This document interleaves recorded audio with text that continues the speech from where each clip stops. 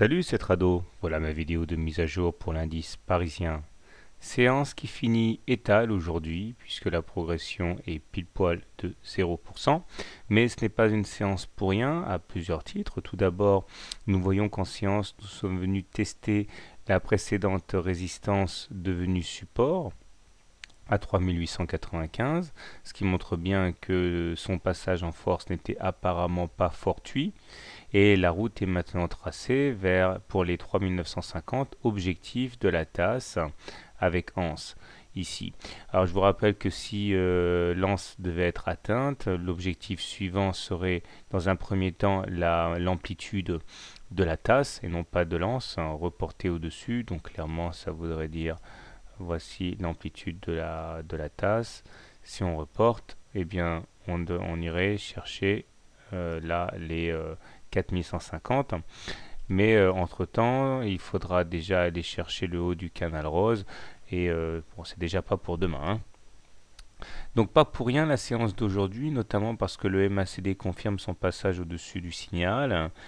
Le stochastique est maintenant à quelques points de la zone de surachat. Et le momentum reste au perché, donc c'est très bien. L'inclinaison de la M7 devient de plus en plus haussière et la M20 croissante est toujours en soutien. Donc tout se passe a priori pour le mieux. Un petit détour du côté de l'hebdo pour voir où nous en sommes, puisque nous sommes en fin de semaine. Et là, on voit que rien de neuf finalement, puisqu'on reste toujours admirablement bien orienté, puisque nous sommes situés après la semaine de consolidation de la semaine dernière au-dessus de la M7, au-dessus de la M20, avec un MACD positif au-dessus de son signal, un stochastique en zone de surachat et le momentum également très bien placé. Les rotations s'enchaînent à l'intérieur de la fourchette d'Andrews. Et tant qu'on n'a pas cassé par le bas la fourchette d'Andrews, c'est-à-dire tant qu'on n'a pas cassé les 3590, 3600, il n'y a aucune raison a priori de remettre en cause la tendance actuelle.